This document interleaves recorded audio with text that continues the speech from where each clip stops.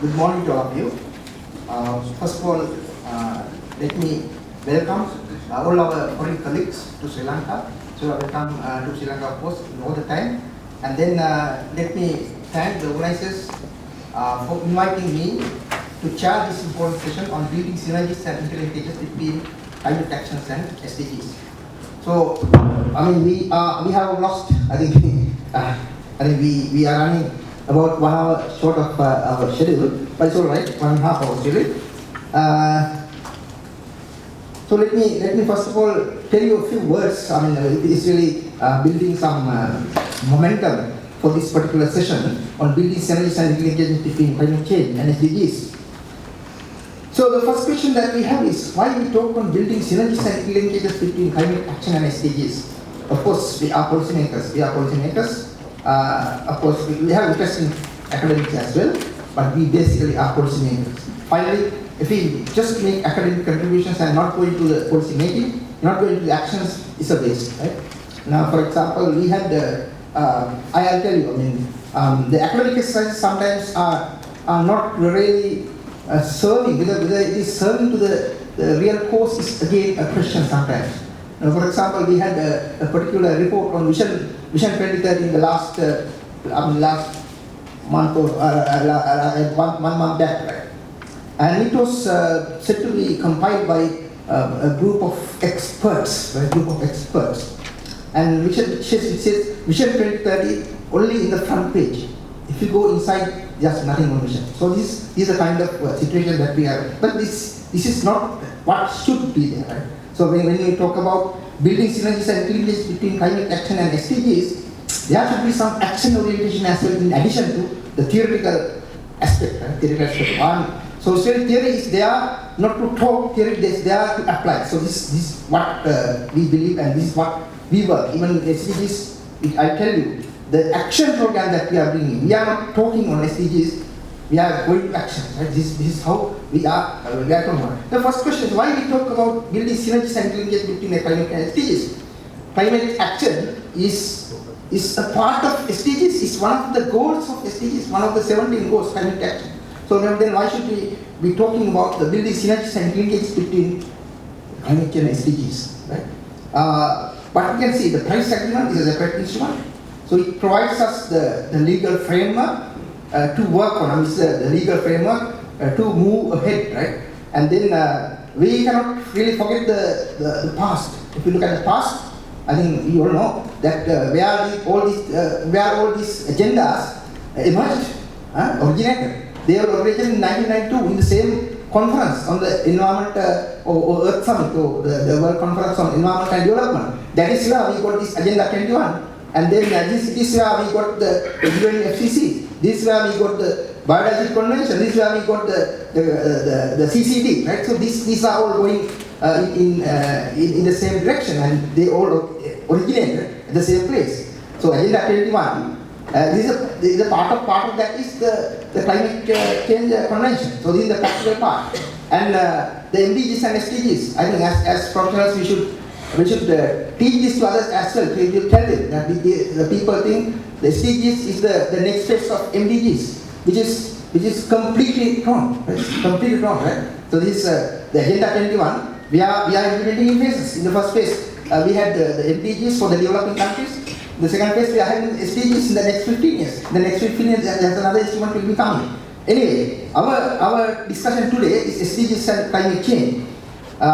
So not other things is now this all have the same timelines. Right? This is one reason why we should think of building interlinkages and also the synergies. Synergies are there all the time. The same time framework, Paris Agreement, SDGs all have 2016-2030 timeline.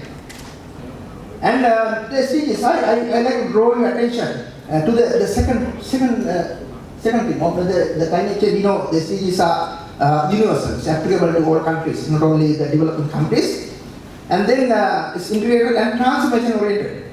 It's moving. I mean, it's about not doing the business as usual. It's going out of business as usual scenario. In Sri Lanka, we have proven that we are going out of the business as usual scenario. Now, for example, in Sri Lanka, the last week, as an initiative of the Sustainable Development Council, we could get the approval of the Cabinet of Ministers to change to set the vision of every government organization as sustainably develop Sri Lanka. So, from here on, the cabinet decision has come now.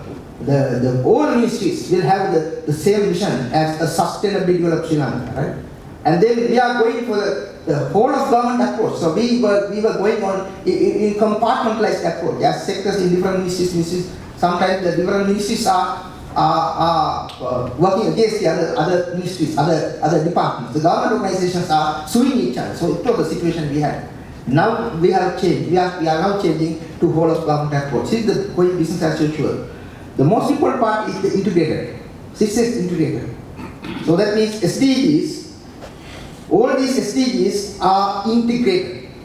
So when we talking about building synergies and interlinkages between SDGs and climate action, it's effectively understanding and working on the integrated part, taking the climate action into the center. So what are the other interlinkages that we have with other SDGs? So this is the integrated framework. The SDGs are certainly integrated, is of course, is by design is integrated, right? Now, if we take one by one, the strengthened resilience and adaptive capacity to climate-related hazards and natural disasters in all countries. Now, we can say the resilience. Why we should strengthen resilience and adaptive capacity of countries? Now we know if we don't develop or don't strengthen resilience, what will happen is it is the poor nations, poor people who will be suffering. So we have the disasters like the rain, or the torrential rains, or thunder showers, or even the droughts.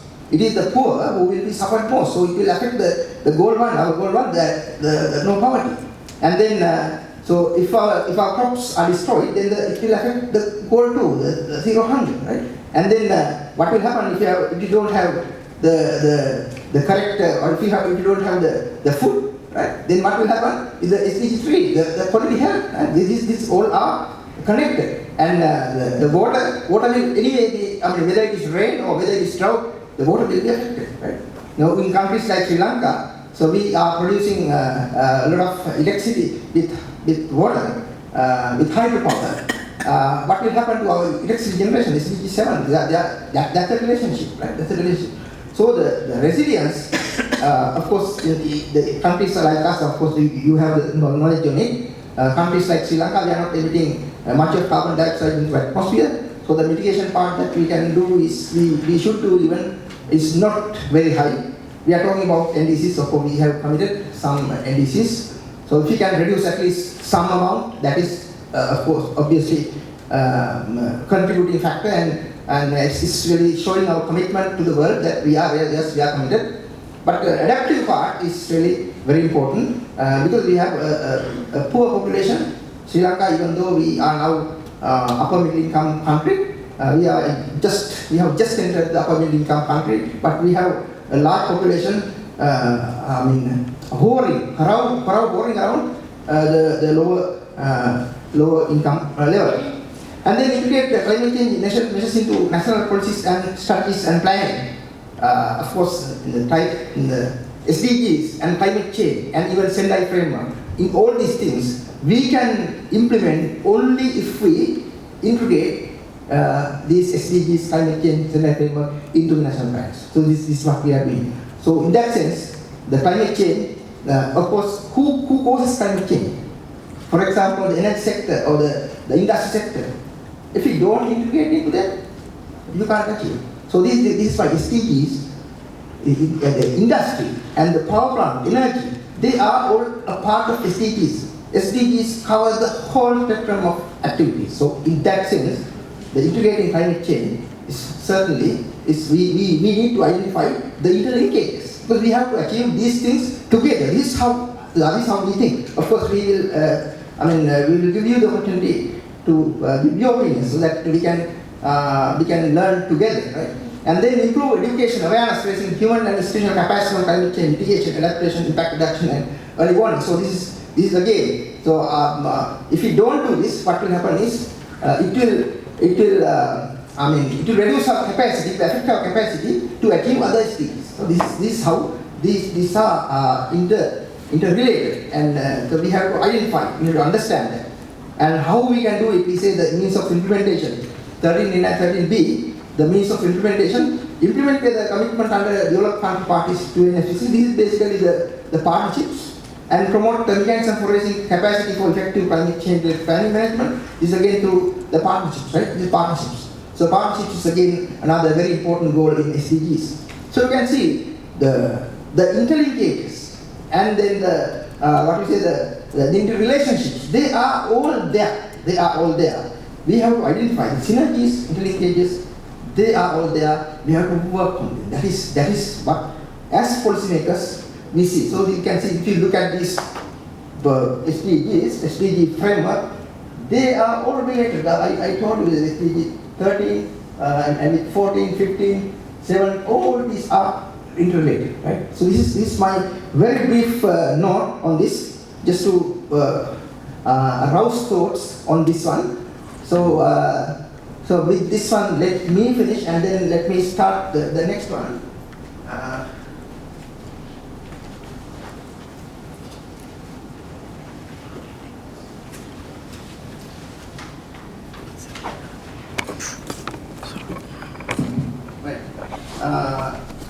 The next presentation we have from Mr. Sajan Ransing Slyke and Trust. To let me invite Sajan to do her presentation.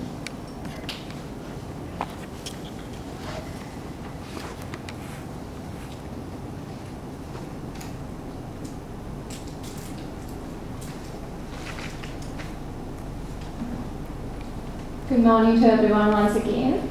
So this presentation is a part of country-level research conducted for Sri Lanka as a part of addressing policy gaps and needs for implementation of NDCs in Bangladesh, Nepal, and Sri Lanka, funded by APN, which is the Asia-Pacific Network for Global Change Research.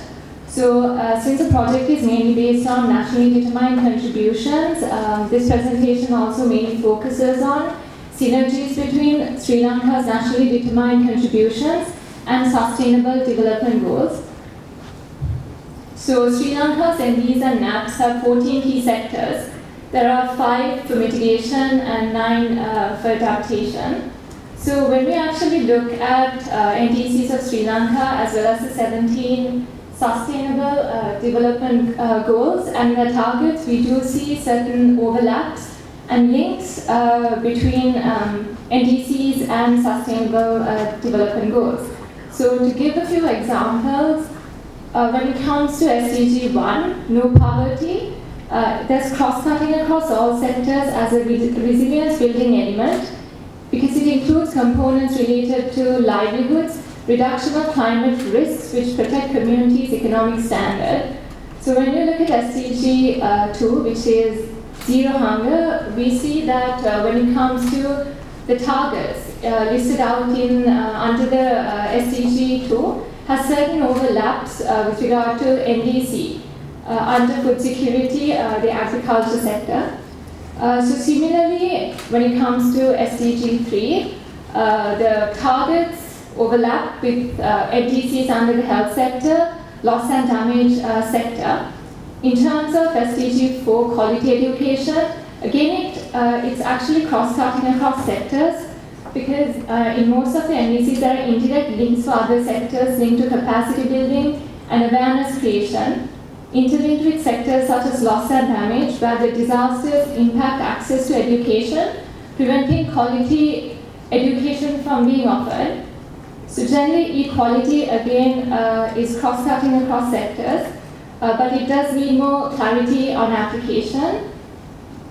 So when we take SDG 6, which is clean water and sanitation, it overlaps with the NDCs on the water sector, irrigation sector, and waste management sector. So just to give an example from the overlap between NDCs and SDG 6. Now when you look at the target under clean water and sanitation, target 6.3, it says by 2030 they need to improve water quality, reducing pollution and eliminating dumping and ensuring that there's protection in terms of the water resources that are available. But when you look at Sri Lanka's NDC 3, it also, under the water sector, it also focuses on overcoming pollution through water safety management plans for the entire country. So likewise, we do see these sort of overlaps between NDCs and SDGs. So then SDG 7, affordable and clean energy, overlaps with the livestock sector, which falls under food security, tourism and recreational sector, transport sector, and energy sector. Decent work and economic growth, again, is cross-cutting across all sectors as a resilience building element. It includes components related to livelihood, reduction of climate risk, which protect communities, and economic standards. So similarly, we do have these overlaps. So since we actually don't really have time, I'll just move on to the next slide. So there are obviously a lot of benefits of building synergies. Just to name a few, it contributes to enhancing climate action and having long-term impacts. It also benefits larger group of population, vulnerable communities and ecosystems. It also avoids duplication of efforts and effective investments of finances. And it also creates building partnerships and networks for sustained climate action, avoiding one-off actions. And also long-term planning, integration of SDGs, climate action into decision-making and policy-making processes. But in doing so, there are certain challenges that we do come across. Lack of awareness on the potential for synergy building and integrated action, lack of capacity and technical expertise to integrate SDGs and climate change into projects and plans, gaps in applying integrated approaches in project development, a need for enhanced coordination among stakeholders working on SDGs and climate change, and need for mapping synergies between climate change-related commitments and SDG targets and indicators. So some of the project outputs is that the study on integration of SDGs into NDCs and NAP processes of Sri Lanka, policy brief on integrating SDGs to NDCs and NAPs, and mapping of NDCs of Sri Lanka and relevance to SDGs, which I briefly touched on through this presentation, and the knowledge product video on synergies between SDGs and climate action. So this is like a brief of how the NDCs of Sri Lanka overlaps with the Sustainable Development Goals. So thank you, that concludes my presentation. Thank you very much, Sajani, for your brief presentation and then being on time and then giving a good outlook of mapping and also the project outputs. So the next presentation, let me invite Mr. Srimati Maharajan, Praveen, Praveen from Nepal to make the presentation.